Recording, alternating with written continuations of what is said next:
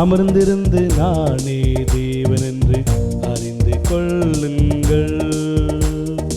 நீங்கள் அமர்ந்திருந்து நானே தேவன் என்று அறிந்து கொள்ளுங்கள். ஜாதிகளுக்குள்ளே உயர்ந்திருப்பேன், பூமியிலே உயர்ந்திருப்பேன். ஜாதிகளுக்குள்ளே உயர்ந்திருப்பேன், பூமியிலே உயர்ந்திருப்பேன். நீங்கள் அமர்ந்திருந்து நானே தேவன் என்று அறிந்து கொள்ளுங்கள். சங்கீதம் 46:10.